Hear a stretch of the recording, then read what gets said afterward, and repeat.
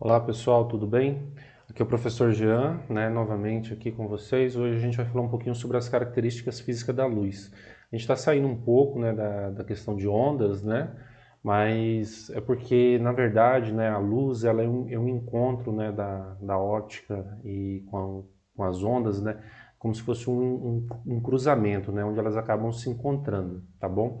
Então, é por isso que agora a gente vai ver um pouquinho sobre a luz, porque tem algumas coisas que acontecem com a luz, que elas são parecidas com ondas, tá? Algumas coisas, não tudo. É...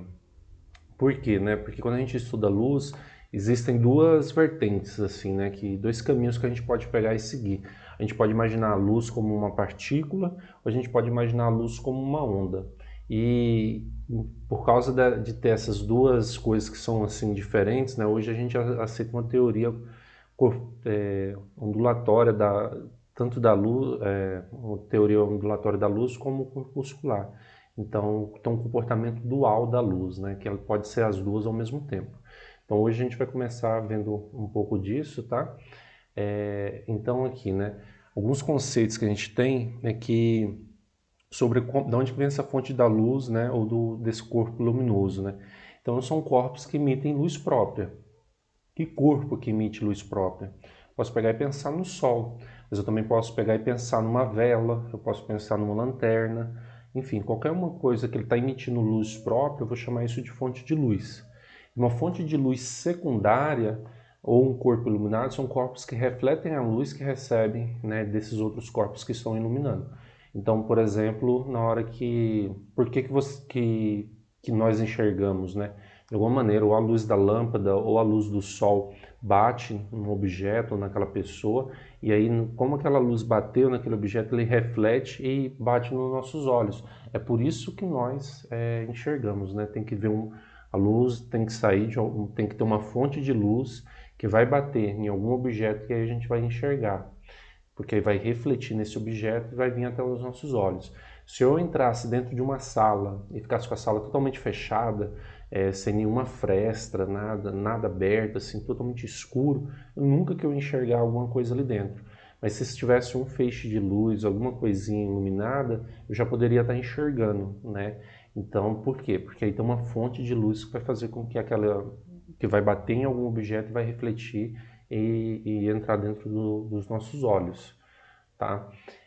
Existem algumas interações, entre a matéria e a luz, e aí elas são divididas assim, entre corpos opacos, transparentes e translúcidos. Um corpo opaco é aquele que não deixa com que a luz passe. Então, olha só esse caso do gatinho aqui. Será que ele está sem orelha? Será que ele está sem olho? Cadê a outra parte aqui da boca dele, Não, é porque tem esse outro objeto, muito possivelmente uma porta, alguma coisa, e aí a luz que vem bate e ela não consegue atravessar.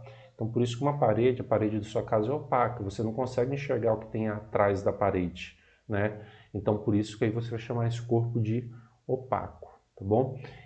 O que seria um vidro de janela transparente? Olha esse caso aqui do gatinho. Eu sei que tem uma janela, ele está lá fora da casa ali, mas olha, eu não consigo, aliás, eu consigo enxergar ele perfeitamente, Consigo ver ele. Olha o meu caso aqui agora, Onde você estiver aí. Você consegue ver através, do ar. Então, isso é um corpo transparente. Então, uma coisa bem interessante que eu gostaria de falar é sobre a questão da água. A água, quando você olha ela, quando ela é um filete assim de água, você pode falar que ela é transparente, tá? É, mas se você de repente tiver com uma grande quantidade de água, aí você vai falar que ela é opaca. Mas como assim? Olha um caso de uma lagoa, do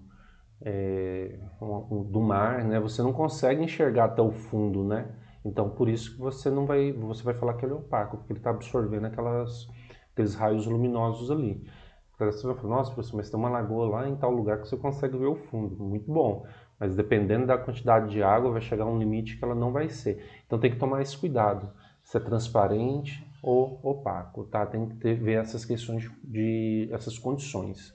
E por último aqui a gente tem uns corpos translúcidos, que aí é aquele caso daquelas janelas que você olha e não consegue ver por inteiro, mas você vê que tem alguma coisa ali. Então, nesse caso aí, você tem um corpo que é translúcido, tudo bem? coisa que eu queria falar aqui para vocês é que mais para frente a gente deve ver isso, tá bom? Sobre a questão da refração. Deixa eu pegar uma imagem assim, pessoal, por questão de direitos autorais, né? Tentando aí... essa daqui não tem direitos autorais. Então, olha só, a luz vem, como ela está aqui nesse meio aqui fora, né, esse lápis aqui, eu enxergo ele de um jeito. Na hora que ele atravessa aqui a água, olha, dá a impressão que está quebrado, né, o lápis, né? Se você for fazer um experimento aí na sua casa, pegar uma caneta, colocar dentro de um copo transparente, vai acontecer a mesma coisa, né? Você vai falar, nossa, mas por quê? Será que eu quebrei o lápis? Não, é porque a luz ela acaba mudando de velocidade, então ela dá essa impressão de que está quebrado. Então, por exemplo, na hora que eu estou, agora supor que fosse um índio, né? E aí eu estou lá no meio de um lago, de um rio, e quero caçar um peixe. Como eu quero caçar um peixe, eu pego ali minha lança, né? E falo, vou tacar minha lança no peixe. E aí o que acontece? Como o peixe está na água, que é um meio, vamos chamar de meio 2, e você está no meio do ar, meio 1, então vai dar essa diferença. Então a luz ela acaba alterando a sua velocidade e aí por isso você não consegue enxergar, né, determinar onde exatamente está o peixe. Então por isso que um caçador assim, né, ele tem que conhecer muito bem o ambiente para saber de que maneira que ele vai poder estar atirando. O nome desse fenômeno é refração. Só que no nosso caso aqui a gente não vai ver isso agora, tá? Eu só estou dando um petisco do que vai acontecer mais para frente, tá bom? No caso aqui a gente estava falando agora sobre óptica geométrica, tá? Então, nós temos alguns princípios, tá? São 3. Então, o primeiro princípio é que da propagação retilínea. Então, a luz, né, ela se propaga em meios homogêneos, e em linha reta. Então, a luz, ela sempre vai se propagar, né, em linha reta. Olha só esse exemplo aqui. Então, ó, a luz, ela vem aqui, atravessa. Se você colocar alguns anteparos, um furinho, né, mas você sempre vai estar enxergando ela ali. Ela não consegue fazer uma curva, vou vir por aqui, vou vir para lá, vou vir para cá, vou vir para lá. E aí para passar, não. Ela não vai cruzando, igual se estivesse fazendo uma costura, alguma coisa, não. A luz, ela sempre vai andar em linha reta. Ah, professor, mas e esses meios? Por que os meios têm que ser homogêneos? Porque tem que ser o mesmo meio. Se de repente eu pego e troco um meio, igual eu peguei e falei aqui do caso, né, do lápis aqui. Olha só, são meios diferentes, então são meios heterogêneos. Então aqui eu não posso falar que a luz está andando em linha reta, tudo bem? Mas aí é um outro caso particular, tá bom? Vamos lá. Qual é o segundo princípio? O princípio da reversibilidade. Então a trajetória de raios não depende do sentido de propagação. O que isso quer dizer? Olha só, se eu ponho uma lanterna aqui no ponto A, o que acontece com a luz? Liguei ela, aí ela vem, bate no primeiro espelho, bate no segundo espelho, bate no terceiro, e aí se eu tiver aqui, não precisa nem ser o caso aqui, mas eu vou colocar meu olho aqui, o que eu vou ver? A luz, né, a luz refletida. Mas agora vamos fazer o seguinte, eu tiro a lanterna daqui e coloco ela aqui no ponto B, e aí eu acendo ela. O que vai acontecer? Ela vem aqui, bate no mesmo lugar, bate para cá, bate para lá, e pronto, volta aqui. Então assim, eu nem sei por onde que ela... dependendo aqui, né, se eu estou aqui nesse ponto aqui, se eu olhar para cá ou para cá, eu nem vou saber de onde que ela está vindo, né, se eu sou um outro tipo de observador, né. Mas o que eu vou saber é o quê? Que ela não depende desse sentido, né, de propagação. Ela vai refletir, né, e para qualquer um dos observadores eu vou, enquanto ela estiver ali, né, eu não vou nem saber, né, exatamente quem ligou não, né? Eu só sei que ela está percorrendo o mesmo caminho, né? Que ela não vai mudar. Então, do mesmo jeito que ela foi para cá e voltou, né? Se eu vou inverter aqui, ela vai também para os dois lados. Então, por isso que eu estou chamando de reversível, tá? Então, eu posso estar trocando eles, mas o caminho vai ser o mesmo, tá? E isso, pessoal, né? Se eu colocar tudo nas mesmas posições, né? E o terceiro princípio é o princípio da independência dos raios de luz. Cada raio de luz se propaga independentemente dos demais. Olha só esse caso aqui, né? Eu tenho aqui um show, alguma coisa. O que acontece? Eu jogo um canhão de luz para cá, um holofote, e aí ele brilha para cá, o outro brilha para cá. Mas olha, apesar deles passarem juntos, né? Um não está interferindo no outro. Claro, se isso aqui fosse uma mangueira d'água, né? Eu estivesse batendo aqui duas mangueiras d'água, sei lá, de repente ia vir para cá, né? Mas não, a luz ela simplesmente passa para o outro. Passa entre elas, né? E uma luz não interfere no outro. Aí vocês vão falar, professor, mas aqui parece que está mais intenso nesse momento aqui que elas estão tocando aqui, né? Está mais brilhoso. Realmente, né? Vai ter mais luz nesses pontos aqui. Mas apesar de ter mais luz nesse ponto aqui, um não está interferindo no outro, tá? Ele vai seguindo, cada um é independente. Por isso que eu estou chamado de princípio de independência dos raios de luz. Aqui eu tenho um caso da câmera escura, tá bom? Esse caso da câmera escura, né, é bem interessante. A gente está falando de óptica geométrica e isso aqui é uma das provas, né, de que a luz ela acaba tendo esse comportamento que eu consigo descrever matematicamente através da geometria. Então tem uns cálculozinhos, hoje a gente não vai ver isso, tá bom? Mas ele mostra justamente isso. Então o que seria a câmera escura? Nada mais é, pessoal, do que uma caixa totalmente vedada, então não entra nenhum tipo de luz nela. E aí o que acontece? Em um determinado fundo você coloca um objeto translúcido, de repente um papel vegetal, aquele que é bem transparentezinho, né? E você deixa ele aqui desse lado, e do outro lado você coloca uma fonte luminosa. E aí você faz um buraco bem pequenininho. E aí o que acontece? Essa fonte luminosa, o que vai acontecer? Lá dentro dele vai aparecer uma imagem invertida, né, de cabeça para baixo, igual está aparecendo. E por que você colocou um papel vegetal? Se você não quiser estar lá dentro, né, desse objeto, você fica aqui fora e aqui no fundo você vai ver ele como de cabeça para baixo.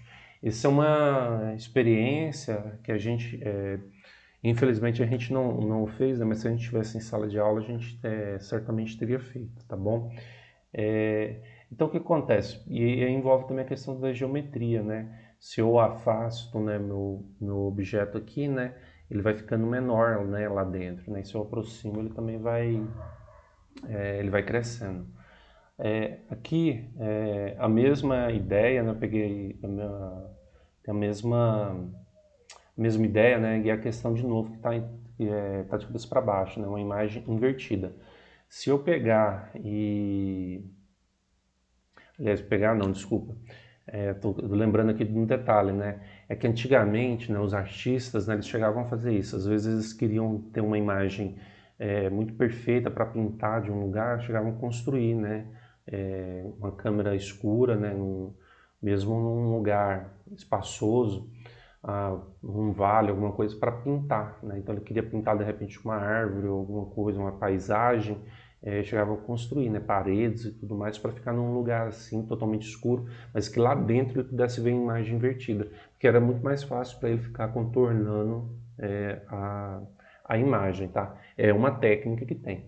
Isso aqui lembra o que, pessoal? Vai nos lembrar duas coisas: o nosso próprio olho e a câmera fotográfica. Por quê? Vamos começar aqui pelo nosso olho. Nosso olho também tem um orifício, tá? Então, por onde que deixa com que a luz entre, e aí a imagem, né, que aparece no fundo do nosso olho, conforme a gente viu, é uma imagem o quê? Invertida, né, de cabeça para baixo.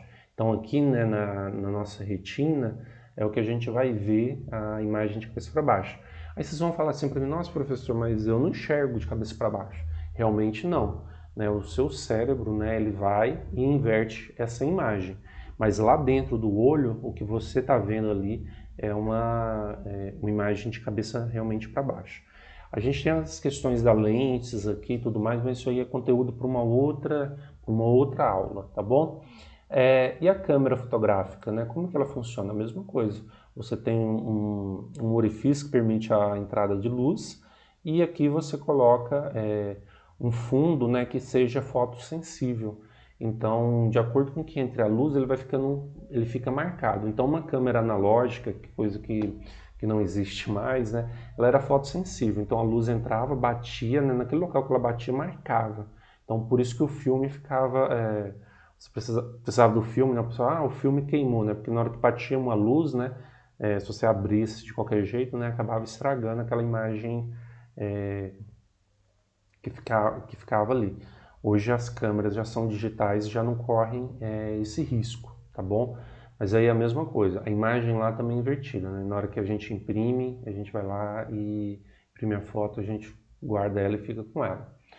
É isso, pessoal, que eu tinha hoje para falar aqui com vocês, e vocês possam estar pensando, né, na questão da próxima semana, né, que no caso aqui tem questões para vocês responderem, tá?